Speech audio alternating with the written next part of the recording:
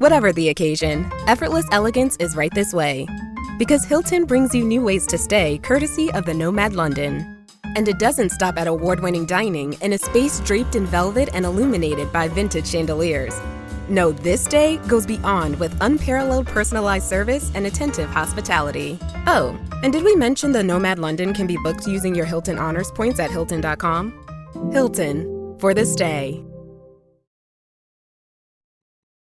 Stuck, stalled, scared, or just going through the motions? Listen, it's time to stop waiting and start living your life again, one smart, powerful tweak at a time.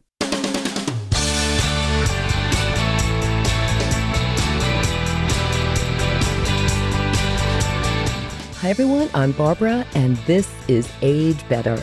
Today, I'm replaying an episode that I needed to hear again. And who knows, maybe you need to hear it again too. When I first recorded this episode about a year ago, I had just suffered a stress fracture while running, a pretty significant injury that really sidelined me, and I was really unhappy about it. At the time, I thought, yeah, okay, I'll bounce right back, but here I am, almost a year later, and still not running. The recovery was slow, and arthritis in the same knee has made it clear that my marathon days might be behind me, or at least on pause for a while longer. And if I'm being honest, I got stuck. I waited, sort of in limbo, telling myself, yeah, okay, I'll start moving again once I could run again. But during that wait, I lost fitness, I lost muscle, I gained some weight, and wasn't feeling all that great about myself. But here's the thing, everyone, I eventually did what this episode is all about. I reassessed and tweaked. Instead of throwing a blanket over my head and giving up, I started resistance training seriously. And I also discovered something so simple called interval walking training, or IWT, a science-backed program from Japan. It's really simple, 3 minutes of normal walking followed by 3 minutes of speed walking for about 30 minutes. You kind of repeat. It's boosted my strength, helped me lose some weight, improved my VO2 max, and it's been great for my head too. And honestly, it's been so much fun. I often invite others to join me, which has made it a wonderfully social part of my week. And guess what? I was able to speed walk in the Brooklyn Half Marathon 2 weeks ago. It was so much fun. I saw all my running friends, and I still got that medal. See, what I did was I swapped out running for walking after a reassessment and a little tweak. So if you're in a state of waiting, or if you've hit a roadblock, or if you're simply just not feeling your strongest, most vibrant self, this episode is the push you just might need, because reassessment isn't just reflection, it's action. It's how we reclaim our momentum, our power, and our joy.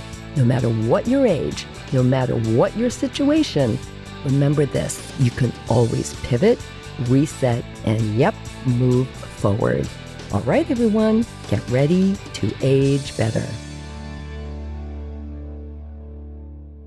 Okay, so let's start by talking about why reassessing your life regularly is so important. Life is not static. It's dynamic and constantly changing, right? Right. Your body, mind, values, relationships, every single thing in your life evolve over time. And so what worked for you 5 years ago or even a year ago might not work for you today, right now. According to Dr. Carol Dweck, a psychologist known for her work on mindset, having a growth mindset, the belief that you can develop and improve through effort and learning, is key and essential to adapting and thriving in a changing world. She says, and I quote, "People with a growth mindset believe they can develop their abilities and intelligence over time. This belief makes them more resilient in the face of challenges and more open to new experiences." So embracing this mindset is crucial as we age. Our bodies, well, they go through significant changes during midlife and beyond. Hormonal shifts, hello, menopause, changes in metabolism, hello, kind of putting on a few postmenopausal pounds, and the natural aging process all impact how we feel and function. A study published in the Journal of Women's Health found that women in midlife experience a range of physical changes, including a decline in muscle mass, changes in skin elasticity, and variations in energy levels. Oh, well, sure. We sure didn't need that study to tell us how our bodies change, did we? And as we know, these significant but totally normal changes can affect everything from our physical health to our mental well-being. Understanding these changes can empower you to take proactive steps to manage them. So, for example, as your metabolism slows down, you might need to adjust how you eat and how you exercise, how you move your body. Dr. Michael Roizen, Chief Wellness Officer at the Cleveland Clinic and best-selling author of The Real Age Makeover, suggests that we should reassess our nutritional needs every few years to ensure we're getting the right balance of nutrients for our changing bodies. Yeah, for sure. I've had a lot of guests on the show talking about exactly that. And Dr. Roizen also emphasizes the importance of regular physical activity, saying, exercise is one of the most powerful tools we have to combat the effects of aging. It helps maintain muscle mass, supports cardiovascular health, and boosts mood and cognitive function.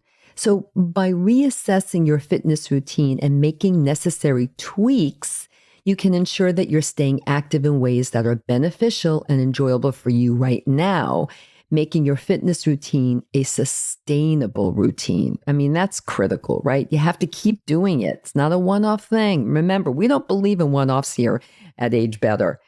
A lot of you know that I started running when I turned 50. I've talked about it a lot to kind of give an example how it's never too late.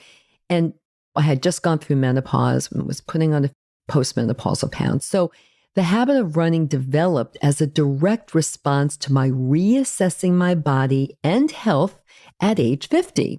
My bones were getting weaker. How do I know that? Because I fell and broke my arm and then got my first bone density test, which showed low bone density, and I was gaining a few postmenopausal pounds. So if I had stayed on the path that I was on then, nothing would have changed. In fact, things probably would have gotten worse. Instead, I reassessed and tweaked how and what I ate, and especially how I worked out and how I moved my body, which included walking and then starting to run to stabilize my metabolism, and then doing strength training to stop my bones from getting weaker and thinner. All of this increased my muscle mass too, which is critical to aging well. Here's another example of reassessing and tweaking that's more current. Right now, I'm training for my 18th marathon, which all since turning 50. However, I now have some mild arthritis in both knees that's being managed by specific exercises and by wearing a knee sleeve to help keep my knees stable when running. And that seems to really be helping. But there's no question that this change in the health of my knees, this evolution of the health of my knees, coupled with just getting older, I mean, I'm 67, forced me to reassess and tweak not just how fast I was running and how many walk breaks I take during my long training runs and even during a marathon, but it has also caused me to reassess and tweak my goals. And let me tell you, tweaking your goals isn't always easy. Sometimes tweaking your physical activity or what you eat is easier, but doing these mental goals, goal setting can be very, very tricky. Our brains and hearts are usually telling ourselves, you can do it. But sometimes you need to really listen to your body when making those reassessments, which can often lead to changing your goals. Which leads me to focus on the psychology of reassessment and goal setting. Setting goals is a powerful way to give direction and purpose to our lives. But it's equally important to reassess these goals on a regular basis. Dr. Heidi Grant Halverson, a social psychologist and author of Succeed, How We Can Reach Our Goals, explains that reassessment is a crucial part of the goal-setting process. She says, reassessing your goals allows you to reflect on your progress, make adjustments, and stay aligned with your values and priorities. This concept is particularly relevant as we navigate midlife and beyond. Our priorities and values can shift over time, influenced by our experiences, our changing circumstances, and evolving self-awareness. What was once a top priority may no longer hold the same significance, and that's okay. The key is to recognize these shifts and adjust accordingly. Reassess and tweak. For instance, you might have spent the first half of your career climbing the corporate ladder, and now you're feeling drawn to more meaningful work that aligns with your passions and values. So reassessing your career goals and making a change, no matter how daunting, can lead possibly to greater fulfillment and satisfaction. A study by the American Psychological Association found that individuals who pursue careers aligned with their personal values and passions report higher levels of job satisfaction and overall health and well-being. Reassessing your life also involves taking a close look at your relationships. Oh, so important. As we age, our social circles can change considerably. Children grow up and move out, friendships evolve, and we may experience the loss of loved ones, right? Maintaining strong, supportive relationships is crucial for our mental and emotional well-being. Dr. Julianne Holt-Lundstad, a professor of psychology and neuroscience at Brigham Young University, has conducted extensive research on the impact of social relationships on health. She found that strong social connections can increase longevity, improve mental health, and reduce the risk of chronic diseases. There are so many studies about the connection between relationships and health, mental and physical, around the world. Reassessing your relationships means evaluating the quality of your connections and making an effort to nurture the ones that are meaningful to you.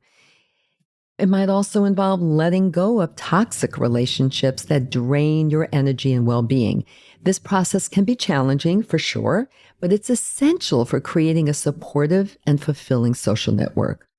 All of this is critical to aging better. Many of you have heard me reference the good work that Dan Buettner is doing with his research on the groups of people around the world who live long, healthy lives. They live in areas known as blue zones. While you would be correct to assume that they eat well and move their bodies frequently throughout the day, you should also know that one of the most important aspects of their longevity is this.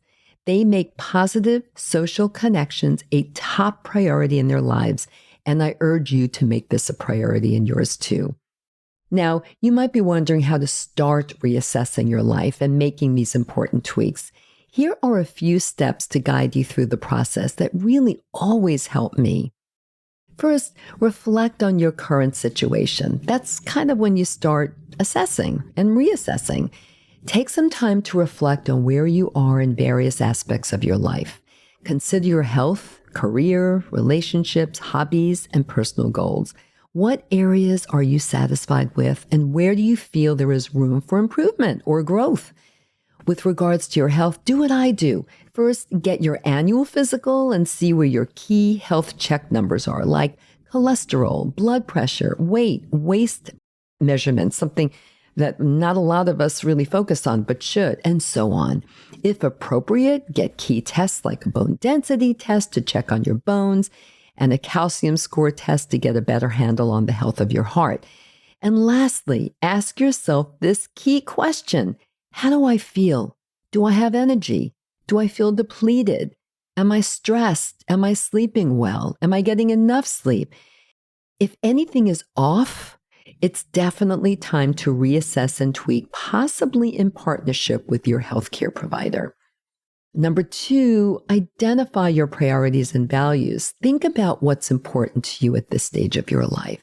Your life is different now, everyone. It really is, and you have to recognize that.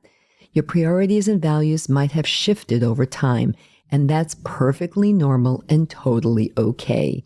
Identifying these can help you set meaningful goals that maybe align more closely with your current self. Number 3, set new goals and make a plan based on your reflections and your assessments and your identified priorities, set new goals for yourself. Remember to make these goals specific, measurable, achievable, relevant, and time-bound, kind of an acronym for SMART. Create a plan to achieve these goals, breaking them down into manageable steps. And always seek support and accountability. That's number 4. Share your goals with trusted friends and family members, or maybe even a mentor. Having someone or a group to support you and hold you accountable can significantly increase your chances of success. Consider joining a group or community of like-minded individuals who can provide encouragement and advice. This is the reason why I belong to a running group. Exactly this reason. Sure, I love them dearly, and we just always have fun together, running 10 miles, 5 miles, 20 miles, or a full marathon, but we are accountable. We support each other. We share tips and ideas, and we really help for each of us to achieve our goals and get success. Number 5, embrace flexibility and adaptability. Listen, life is unpredictable and things don't always go as planned. Embrace flexibility and adaptability as you work towards your goals. Be open to making adjustments along the way, and don't be afraid to reassess and tweak your plan as needed. Number 6, celebrate your progress. Oh my gosh, yes. Take time to celebrate your achievements, no matter how small they may seem. Acknowledging your progress can boost your motivation and keep you moving forward, which is the only direction you want to go. One of the most inspiring stories of reassessment and transformation comes from someone I had the pleasure of interviewing on a recent episode of Age Better. Melissa Davey, a documentary filmmaker who began her career in filmmaking after retiring from the corporate world at age 65. Melissa's story is a testament to the power of reassessing your life and pursuing your passions, no matter your age. Her journey reminds us that it's never too late to make a change and follow your dreams. Melissa told me, retirement doesn't mean the end of your productive life. Oh no, it can be a new beginning, a chance to explore new interests and create a fulfilling second act or third act. Her words resonate deeply with the theme of today's episode. By regularly reassessing our lives, we can continuously reinvent ourselves and find new sources of joy and purpose. Another remarkable example is Mark Black, a motivational speaker who needed a heart and double lung transplant and went on to run 4 marathons and write a book on resilience. Mark's journey highlights the importance of resilience and the ability to adapt to life's challenges. He shared a powerful message during our interview. Resilience is not about bouncing back to where you were before. It's about using adversity as a catalyst for growth and transformation. That to me is the art, the very, very art of assessment and tweaking. So these stories underscore the importance of reassessment and the incredible potential for growth and transformation at any stage of life. Now let's just talk for a minute about the practical side of reassessing your life. One effective tool for this is journaling. Journaling allows you to reflect on your thoughts, feelings, and experiences, providing valuable insights into your current state and helping you identify areas for improvement or tweaking. Dr. James Pennebaker, a psychologist and researcher, has conducted extensive studies on the benefits of expressive writing. His research shows that journaling can reduce stress, improve mental health, and enhance overall well-being. So consider setting aside a few minutes each day or week, whatever works for you, to journal about your goals, progress, and any challenges that you're facing. And this practice can help you stay focused, track your growth, and make necessary adjustments along the way. Another powerful technique is mindfulness meditation. We've had quite a few episodes about this and the power of mindfulness meditation. Mindfulness involves paying attention to the present moment without judgment. It can help you become more aware of your thoughts and feelings and make it easier to identify areas of your life that need reassessment and possible tweaking.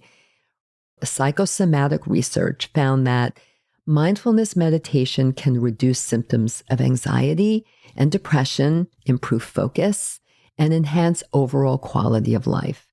One of my favorite guests on Age Better was Patrick McEwen, who is on a mission to help people around the world to breathe correctly. Yep, breathe correctly. Because as he pointed out during our conversation, breathing correctly is the greatest form of meditation there is, offering focus, calm, and less anxiety. So I encourage all of you to listen to that episode if you haven't heard it already. It'll teach you a lot about the good way of breathing and the bad way of breathing and how it can really help you to get more connected to your future goals. As I wrap up this episode, I want to leave you with a few final thoughts. The power of reassessing your life and making necessary tweaks cannot be overstated.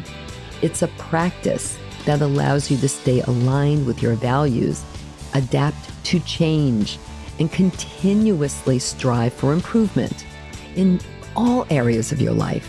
And remember, aging better is not about striving for perfection.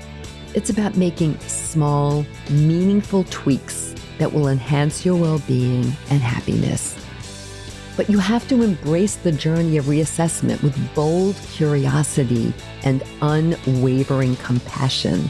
As you navigate the twists and turns of life, and there will be, remember to be kind to yourself and celebrate every milestone, no matter how small.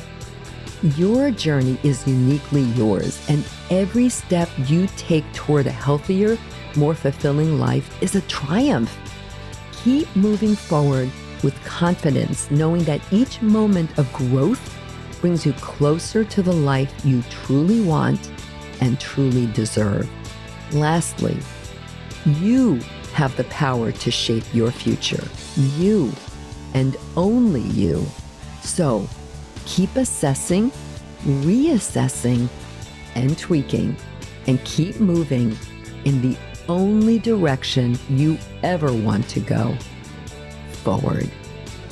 Thanks for tuning in, everyone. If you enjoyed this episode of Age Better Podcast, please do a few things. First, share it with all your friends and family. Then, subscribe to Age Better wherever you listen to podcasts, including YouTube, so you never miss a single episode. Finally, if you have ideas for topics you want me to cover in a future episode of Age Better, send an email to agebetterpodcast@gmail.com or reach out to me on social media. Until next time, remember this: we can't control getting older, but we can control how we do it. Talk to you soon.